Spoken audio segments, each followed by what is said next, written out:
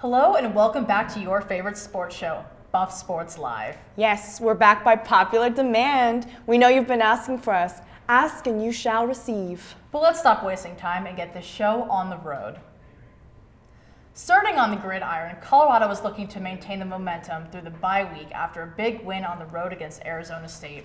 The 3-1 Buffaloes took on the 3-1 Arizona Wildcats at Folsom Field Saturday.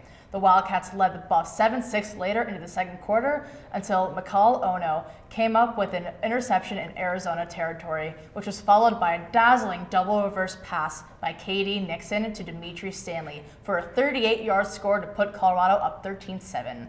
Arizona quickly found the end zone one play after the ensuing kickoff to go up 6. But Steven Montez scrambled around and found Brady Russell in the left side of the end zone, as Colorado led 20-14 at the half. Later in the third quarter, Tony Brown took a reverse handoff down the left side, using his elusiveness for a 15-yard score to put the Buffs up 27-21 into the fourth quarter.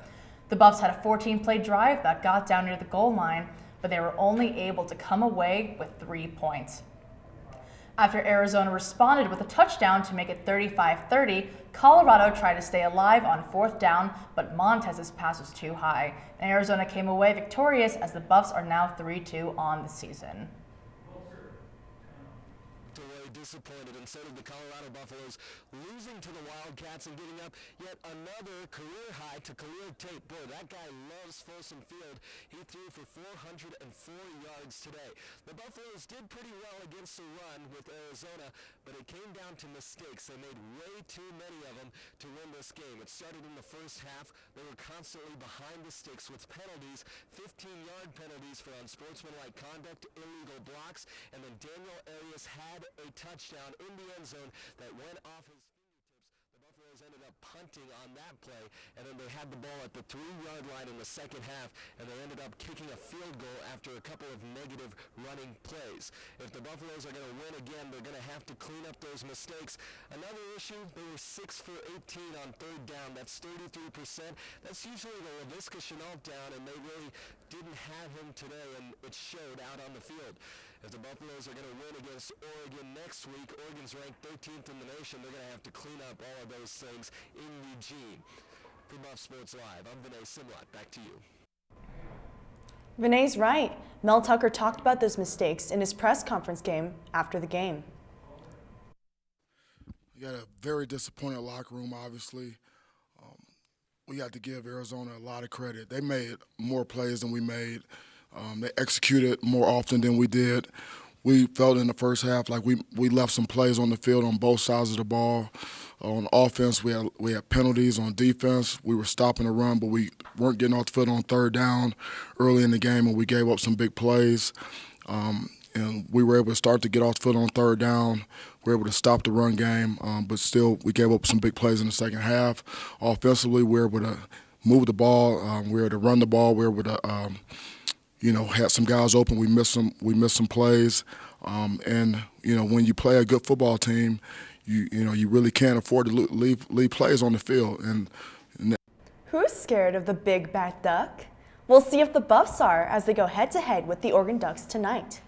Oregon is ranked 13th in the nation. They're holding it down with their killer defense. Tonight, we'll find out if the Buffs will keep their streak of beating 2 ranked teams. Good luck. And now it's time for our trivia question. If you're as old as Steve Jones, you remember the miracle at Michigan where Michael Westbrook caught the Hail Mary at the end of the game, but that pass was tipped. So our question is, who tipped the pass that Michael Westbrook caught in the miracle at Michigan? We'll have that answer for you later in the show. Tough loss against Arizona. Poor Mel. I just want to give the guy a hug. I think CU's soccer team is the one that needs a hug following last weekend's losses. Don't forget volleyball. They're not doing so hot either. Well, more about this after the break.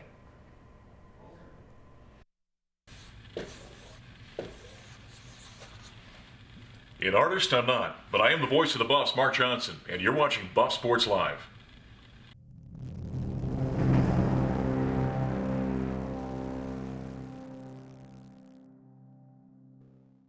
Please record in Mike and Q Talent in 5, 4, 3, 2, 1. Mic up on 2. All right, take 1. And fade camera 2. Take 3. Ready, red. Roll red. Take cam 1. Take red. Take it. Come on, roll red. Let's go. All right.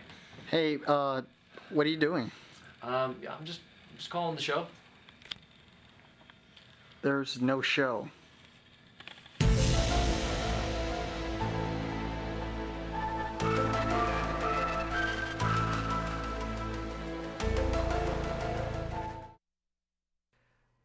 We told you about the basketball team. They've been picked to finish in second place in the Pac-12. And if they do that, they'll have a first-round bye in the Pac-12 tournament this year. They haven't done that in a while. Now, if you remember the Pac-12 tournament last year, the Buffaloes made it all the way to the third round before they lost to Washington. But that was good enough to get them a spot in the NIT tournament. The last time Colorado was in the NCAA tournament was in 2015 when they lost in the first round to UConn. It may be surprising, but we're in the midst of a 4-year NCAA drought for the Buffaloes this season, but Tad Boyle says he expects them to be back with McKinley Wright, one of the best point guards in the conference, Tyler Bay, a freak athlete who will play in the NBA, and then a healthy front court with Evan Batty, and then 2 7-footers, Dallas Walton and Lucas Seward, who can pop out and shoot the three. And then, of course, don't forget about the sweet-shooting Deshaun Schwartz, who looks like a man now. The cast of characters for Tad Boyle's team will be a lot better than he's had over the past couple of years, and they've all gotten tons of experience in Tad Boyle's system, and by now I think they all know the only offensive play that Tad runs. The last time a Buffaloes team had the expectations that this team does, they had a disappointing season. It was the Derek White Buffaloes from 2016. They lost in the first round of the NIT tournament. Will this season be different? Who knows? Find out when they open their season in China on November 8th. Back to you. The Buffs are off to sunny California this week as they take on UCLA on Thursday and Southern California on Sunday. Number 22, UCLA got off to a rough start this season. Starting the season 0-2, they picked up their first win last week over Arizona State. USC is number 4, right behind Stanford in the standings with a 2-1-0 record. In the past, the Buffs haven't done so well in Southern California. Colorado was collectively 0-5-0 at UCLA and 2-2-0 at USC. CU's last win against those schools was a 1-0 win at home in 2016 against UCLA. Colorado volleyball fell short Sunday afternoon against the Arizona Wildcats with a score 0-3. After a poor performance set, the Buffs cranked into another gear, but ultimately came up short. Senior Justine Spaniel, the team with 13 kills, 9 digs, and a pair of blocks. She was joined by Sterling Parker with 7 kills and Jill Schnellenberger with 6 kills. The Colorado women's volleyball team has now sunk to last in the Pac-12 conference play. They are now 0-4 in Pac-12 with an overall record of 8-6.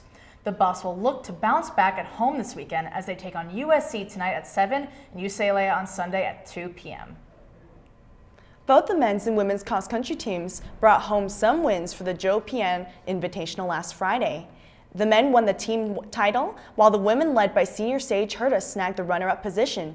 This is the first time this season that CU's varsity runners were put up on the course, and the teams are not disappointed with the results. Coming up, we're looking forward to seeing what the preseason polls for both men and women's basketball is going to look like. Ah, yes. Nothing like a good preseason roll to tell us who might come out on top in a season we haven't seen yet. And does everyone know our favorite producer on the BSL show, Sarah Baines? Why, yes, I do, Alexa. She has a very exciting story for us on where our cups go in CU games.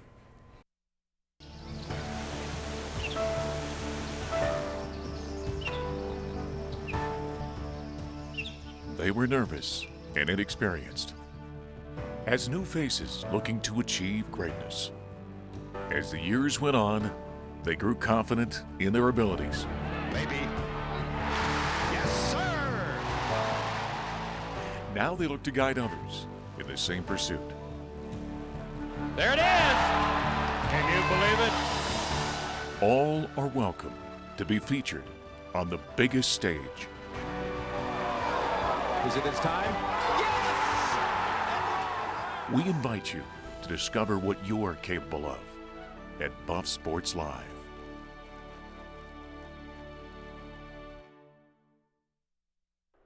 The day the fans and students have been looking forward.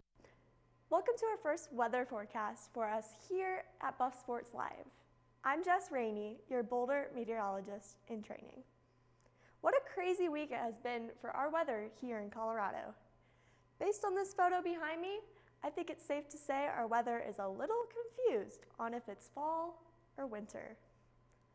This past week started off with highs of 78 degrees and quickly dropped to a high of 29 degrees on Thursday, with 3 inches of snowfall. That cold front moved in late Wednesday night and sure did not disappoint us. Around 5 o'clock, we had wind speeds of 30 miles per hour. For a minute, I thought a hurricane was coming.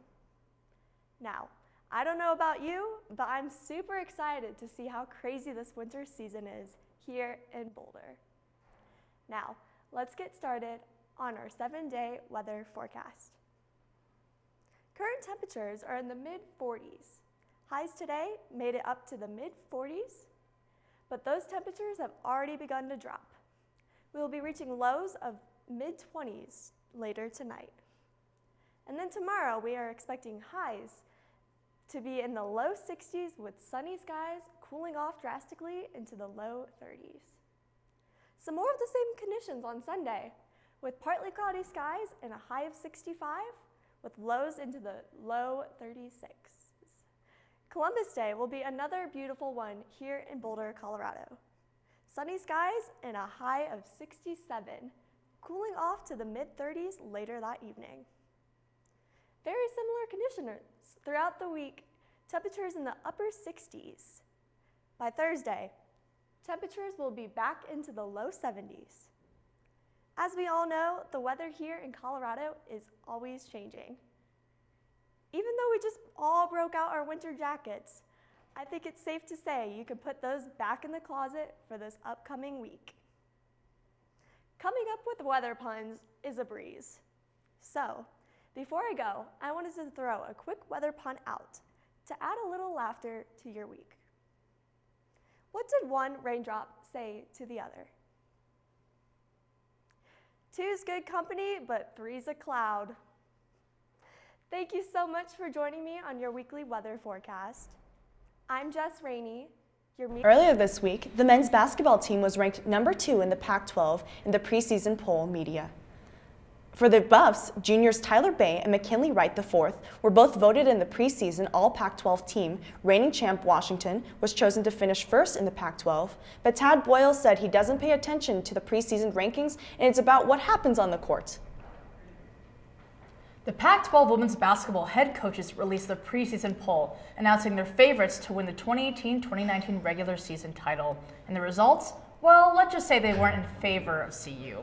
In last place came yours truly, the Buffs. This is partially attributed to Colorado's usually young roster, with just 1 senior and 2 juniors on the team. Coming out on top, Oregon was named the favorite for the title for the 3rd year in a row and grabbed 11 of the 12 votes. Tucking closely behind Oregon are Stanford and Oregon State.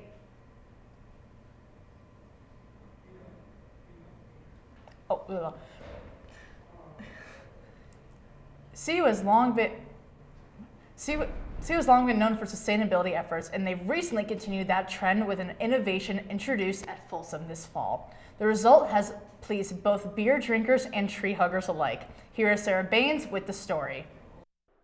The day the fans and students have been looking forward to after a long week of work and school. As the cheers grow, so do the piles of trash. Not only does this pose a problem for all those pushing to keep football games zero waste, but for those who sort it too.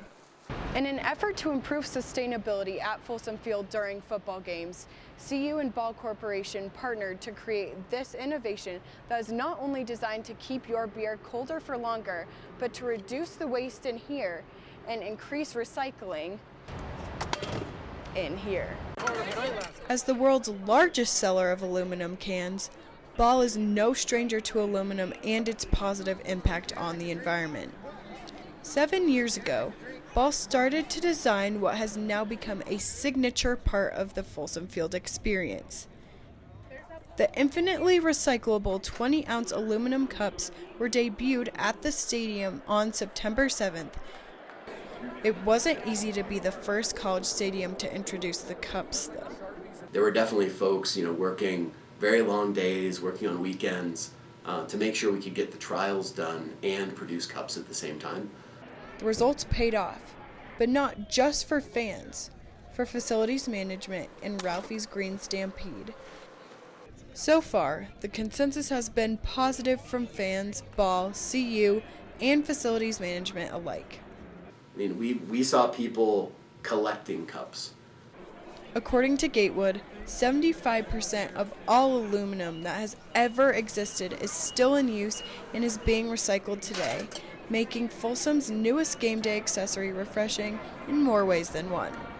Sarah Baines, News Team Boulder.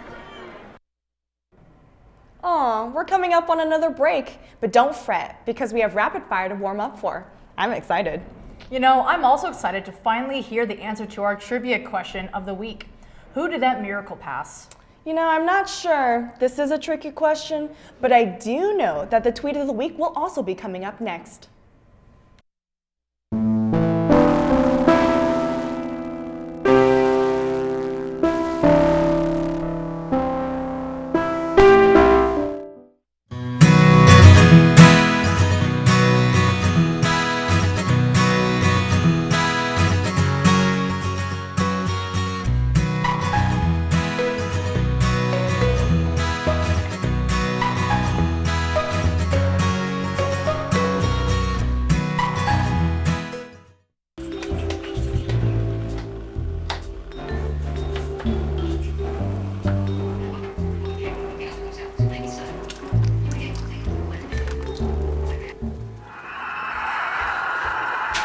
Maybe a melting pot culture isn't what we should be cooking anymore. Real diversity means recognizing and enjoying each color and flavor.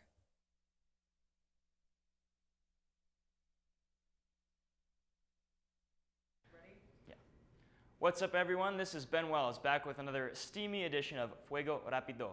This is a busy weekend for the Buffs, so let's not waste any time. First up, the volleyball team is hosting USC tonight at 7 p.m. at the CU Event Center. I hear the Buffs have been hungry for their first Pac-12 win, and they're looking to do the Trojans what the Greeks did 3,000 years ago. An hour after that, the football team starts their game in Eugene against Oregon. Duck season is coming up, so the Buffs have at least got that on their side, playing against a very strong Oregon team. Meanwhile, all weekend the tennis team is participating in the Husky Invitational in Seattle. They started today, and it runs throughout the weekend.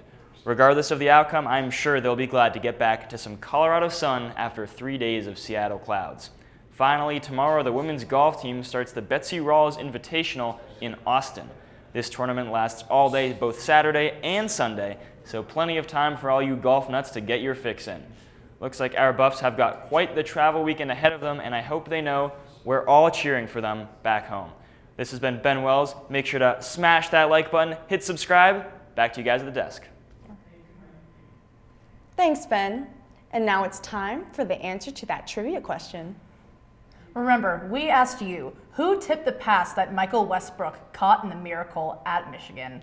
And the answer is, drumroll please, Tyler Hamilton. Wow, I didn't know that. The Buffs will need one of those miracles today if they want to beat Oregon.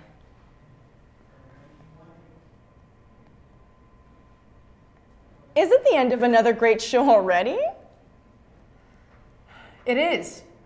But I think goodbyes are always supposed to be the hardest thing to do. Definitely. Tune in next week to catch another episode of BuffSports Live. Thank you for watching.